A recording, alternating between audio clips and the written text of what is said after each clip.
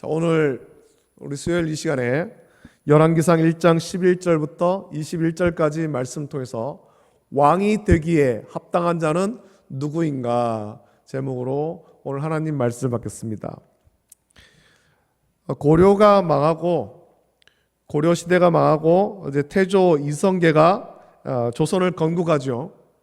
역사적으로 태조 이성계가 요동을 정벌하러 가다가 압록강 위화도에서 회군하여 고려를 멸망시키고 조선을 건국했습니다.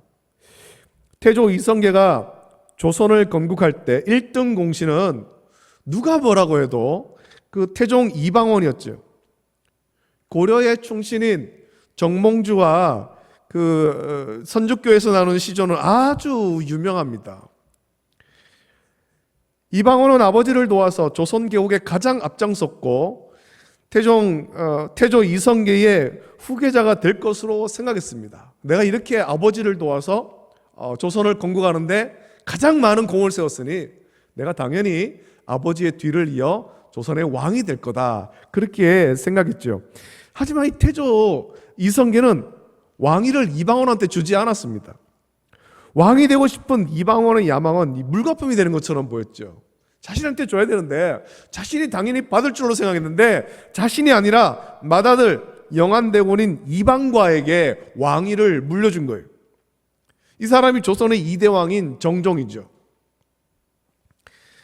이방원의 그 왕이 되고자 하는 그런 야망이 완전히 물거품처럼 사라진 것처럼 보이는데, 이방원은 왕자의 난을 통해서 세력을 잡고 마침내 조선의 3대 왕 태종이 됩니다. 여러분, 어느 나라의 역사이든지 왕이 되고 싶은 사람은 있었습니다. 평화롭지 않은 반역과 같은 것을 통해서 왕이 된 사람이 어느 나라에든 다 있었다는 겁니다. 광해라는 영화가 있었습니다.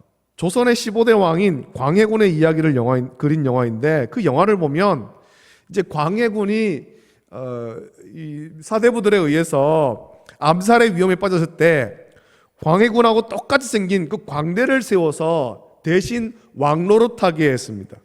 그런데 그 광대가 사대부들이 나라와 백성은 생각하지 않고 중국에 대한 4대 외교만 하고 부정부패만 일삼는 것을 보면서 이것을 바로잡고 싶다, 그런 생각이 들었고, 그래서 자신을 광해군 대신 임시로 세운 그 허균에게 말하죠.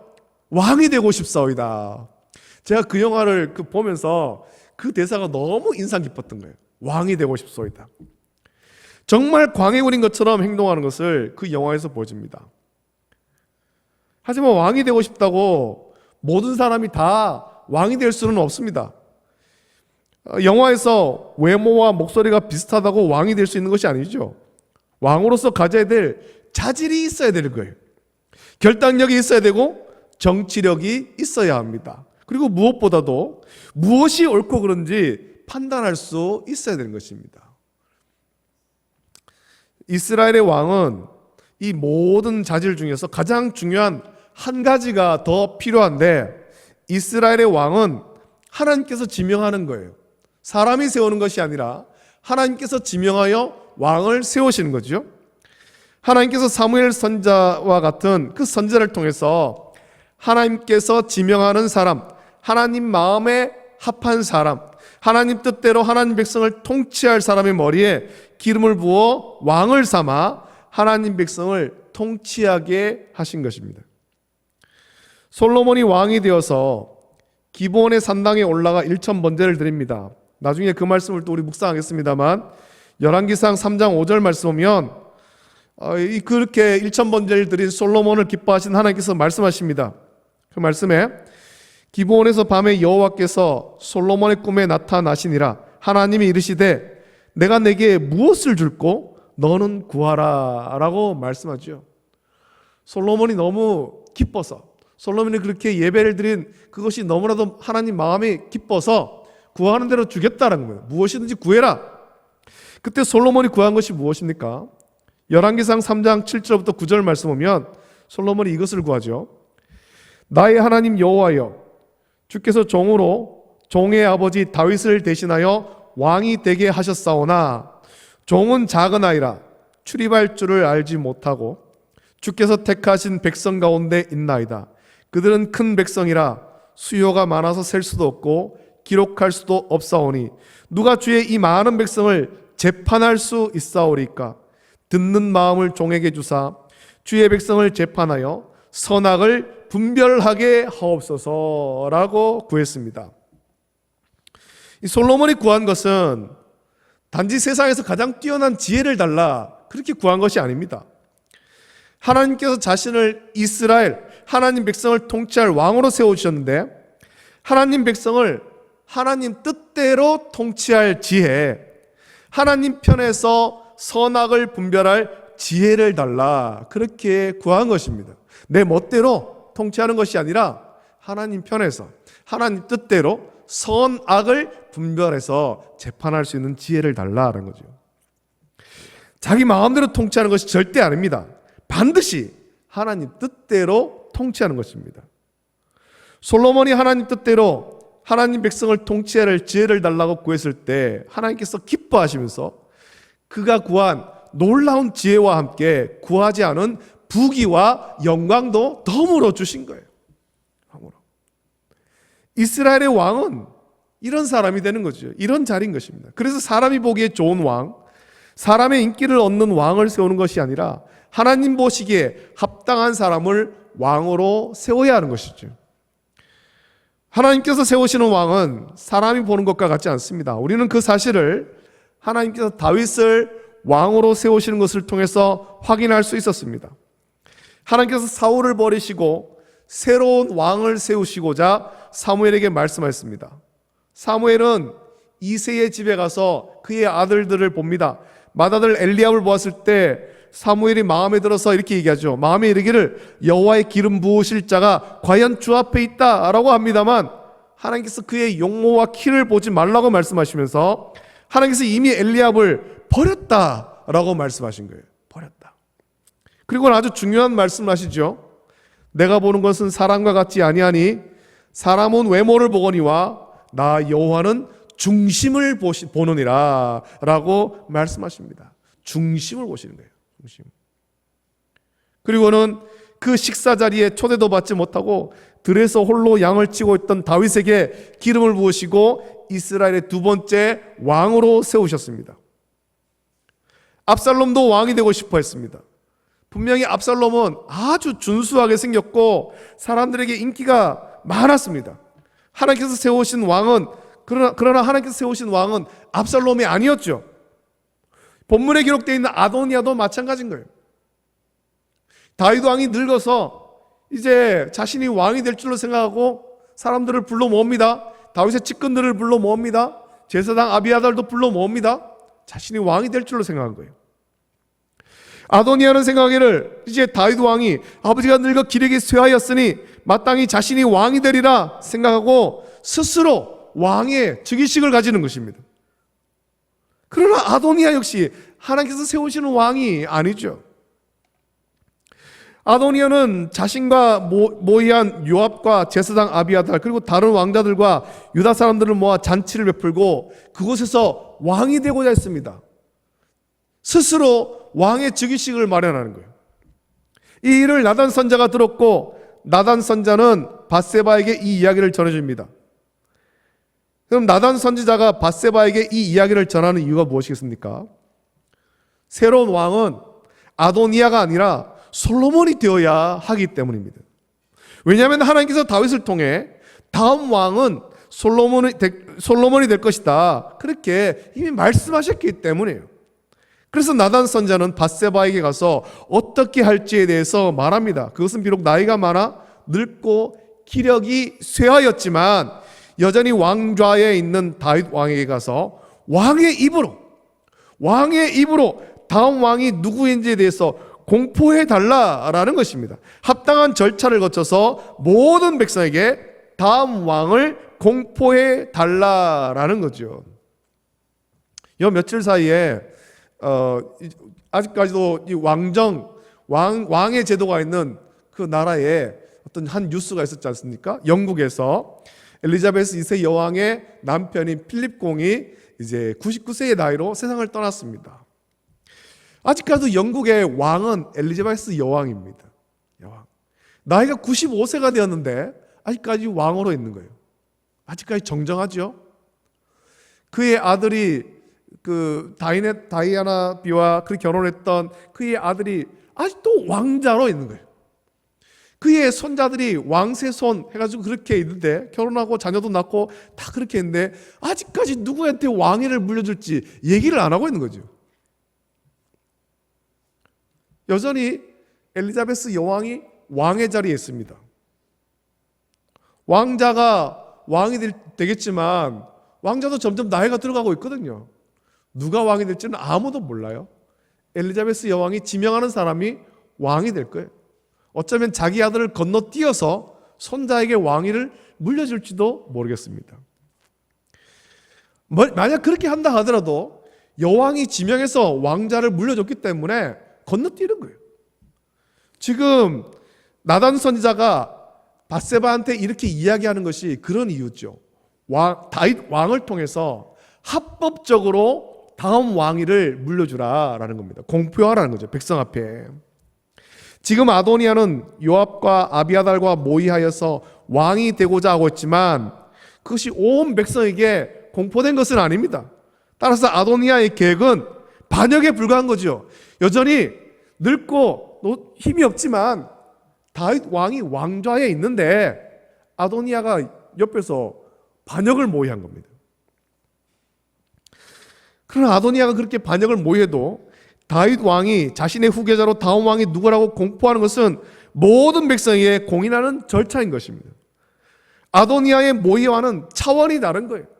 아도니아는 몇몇 사람 불러 모아서 자 이제 다윗 왕이 곧 죽을 텐데, 늙고 죽을 텐데 그러면 내가 왕이 될 거다. 반역을 모의하는 것이고, 다윗 왕은 자신의 입으로 모든 백성 앞에 나의 다음 후계자는, 다음 왕은 누가 될 거다. 백성 앞에 공포하는 거죠. 차원이 다른 것입니다. 그래서 20절을 보니 밧세바는 왕에게 이렇게 말합니다. 내 주 왕이여, 온 이스라엘이 왕에게 다 주목하고 누가 내 주 왕을 이어 그 왕 위에 앉을지를 공포하시기를 기다리나이다 라고 말합니다. 백성이 다 기다리고 있다는 거죠. 나단 선지자는 밧세바에게 왜 왕에게 가서 그렇게 말하라고 시켰을까요? 그것은 지금 아도니아의 계획이 불법적인 것일 뿐만 아니라 다윗으로 하여금 과거에 했던 맹세를 기억하게 하려는 것입니다. 그래서 17절 말씀에 그가 왕께 대답하되 내 주여, 왕이 전에 왕의 하나님 여호와를 가리켜 여종에게 맹세하시기를 내 아들 솔로몬이 반드시 나를 이어 왕이 되어 내 왕 위에 앉으리라 하셨거늘 이라고 말하는 거죠. 여러분, 우리 하나님은 신실하신 하나님이십니다. 다윗이 여호와를 가리켜 솔로몬이 왕이 될 것이라고 말한 것은 하나님께서 다윗의 입을 통해 주신 약속의 말씀인 것입니다. 하나님의 언약은 신실하게 성취되는 것입니다. 하나님 말씀은 1.1획도 변함이 없습니다. 압살롬이나 아도니아처럼 왕이 되고 싶다고 반역을 일으키고 사람들과 모의하여서 군사를 일으킨다고 왕이 되는 것이 아니에요. 이스라엘의 왕은 하나님께서 지명하심으로 온전한 왕이 되는 것입니다. 하나님께서 세우신 왕이 참된 왕인 것이죠. 솔로몬 이후에 르호보암 때에 나라가 남쪽 유다와 북쪽 이스라엘로 나뉘게 되는데 이게 솔로몬의 죄 때문은 아니죠. 그 남쪽 유다는 다윗의 집안에서 계속해서 왕이 되지만 북쪽 이스라엘은 계속해서 왕이 바뀝니다. 그렇게 바뀔 때 아무나 왕이 되는 것이 아니라 비록 악하여서 느바세 아들 여로보암의 길로 행한 왕이라 하더라도 하나님께서 앞선 악한 왕을 징계하시고자 세우시는 것을 우리는 볼 수 있는 거예요. 악한 왕을 벌하기 위해서 하나님께서 다른 왕을 세우시는 거죠. 그 말은 북쪽 이스라엘이나 남쪽 유다나 결국에 하나님께서 왕을 세우시는 거예요. 하나님께서. 아무나 왕이 되는 것이 아니란 거죠. 따라서 왕이 되기에 합당한 사람은 압살롬과 같이 이 사람들의 마음을 얻고 군사를 일으켜 반란을 통해 왕이 되는 것도 아니고 아도니아와 같이 사람들과 모의해서 왕이 되는 것도 절대 아니라는 것입니다. 왕이 되기에 합당한 사람은 하나님의 언약을 따라 세워지는 왕이 합당한 사람이지요. 하나님이 세우시는 사람, 그래서 자기 뜻이 아니라 하나님의 뜻을 이룰 사람, 그것이 하나님의 언약의 성실한 시행이든지 혹은 죄를 범한 우상을 섬긴 이스라엘을 벌하기 위한 것이든지 하나님의 말씀을 따라 세워지는 것입니다. 하나님의 뜻대로 하나님 백성을 통치할 사람이 왕이 되는 것이고, 하나님께서 그 왕을 합당한 절차, 곧 다윗 왕이 다음 왕을 백성 앞에 공포함으로 세우는 합당한 절차를 통해 세우시는 것을 우리는 성경을 통해서 발견하게 되는 것입니다. 여러분, 이스라엘은 주변 이방 나라들하고는 분명히 달라야 되는 나라입니다. 주변 이방 나라들은 왕이 되고 싶은 사람이 있다면 아도니아처럼 사람들과 모의해서 왕이 되기도 하고 압살롬처럼 반역을 일으켜 왕이 되기도 합니다만, 이스라엘은 달라야 되는 것입니다. 이스라엘은 하나님이 통치하시는 나라죠. 하나님 믿는 이스라엘은 하나님의 언약을 따라 왕을 세워야 됩니다. 그 왕은 그 나라의 주인이 아니라 하나님의 청지기에 불과한 것입니다. 하나님이 그 나라를 통치하라고 잠시 맡긴 것에 불과한 것입니다. 그래서 왕은, 하나님을 믿는 이스라엘은 하나님의 언약을 따라 왕을 세워야 되고, 만약 압살롬의 반역이나 아도니아의 모의가 성공해서 왕이 되고 약속하신 솔로몬은 왕이 되지 못한다면 그것은 주변 이방 나라들로부터 이스라엘이 조롱거리가 되는 것이며 하나님의 언약이 거짓이 되어 버리는 것입니다. 우리는 오늘 말씀 묵상하면서 우리를 향하신 하나님 약속, 우리 가정을 향하신 그 말씀을 온전히 붙잡기를 원합니다. 우리에게 주신 말씀이 있습니다. 우리의 인생과 가정 그리고 모든 삶은 하나님의 주권과 통치 아래에 있습니다. 우리는 우리의 인생이라고 하더라도 내 마음대로 살아갈 것이 아니라 오직 주의 선하신 뜻을 구하고 그 뜻에 순종하며 하나님 언약의 성취를 우리는 기대해야 되는 것입니다. 하나님의 주권과 통치를 믿으며 하나님 마음에 합한, 그래서 하나님 뜻대로 통치하는 사람을 세우지 않을 때 어떤 일이 일어나게 되는지 사울 왕을 통해서 우리는 발견하게 됩니다. 사울 왕이 버림을 받은 것은, 하나님께 버림받은 것은, 그가 악신에 들려서 고통을 당한 것은 그가 하나님 뜻대로 통치하지 않고 스스로 높아지고자 교만했기 때문인 것입니다. 그때부터 이스라엘은 고통의 시간을 보냈죠. 블레셋과의 전쟁이 그치질 않는 거예요. 왕이 되기에 합당한 사람이 누굽니까? 하나님 마음에 합한 사람이에요. 하나님 뜻대로 하나님 백성을 통치할 사람이죠. 하나님 옆에 겸손히 엎드리는 사람이 왕이 되기에 합당한 사람입니다. 우리는 이스라엘에서만 아니라 이 땅의 모든 지도자가 그런 사람이 세워지기를, 하나님을 경외하며 하나님께 기도하고 하나님 뜻대로 통치할 지도자가 세워지기를 위해서 우리는 간절히 기도해야 될 것입니다. 사람의 인기만 얻으려 하는 아도니아와 같은 자는 왕이 될 수 없습니다. 그런 자를 왕으로 세운다면 스스로 하나님의 심판을 자초하는 것일 뿐입니다. 오늘 이 말씀 묵상하면서 우리 가정과 우리 자신과 교회와 사업장을 향하신 하나님의 선하신 뜻이 무엇인지를 구하고 순종함으로 주께 합당한 삶을 살아가는 우리 모든 성도 되시기를 예수님의 이름으로 축복합니다. 기도하겠습니다. 거룩하신 하나님 아버지, 은혜를 감사함을 드립니다. 오늘 저녁 또 함께 모여서 왕이 되기에 합당한 사람이 누구인가 제목으로 하나님 말씀을 나누었습니다. 하나님, 아도니아가 이제 다윗 왕이 늙었다고 스스로 왕이 되고자 요압과 아비아달과 또 유다 자손과 모의합니다. 그러나 그는 하나님께 세우신 왕이 아닙니다. 하나님께 세우신 왕은 하나님 뜻대로 하나님 백성을 통치할 사람, 그 사람이 이스라엘 왕이 될 것인데, 우리는 아버지 하나님 이 말씀을 묵상하면서 우리의 삶 가운데서도 하나님께서 통치하심을 믿고 또 온전히 순종할 수 있도록 은혜를 베풀어 주시기를 원합니다.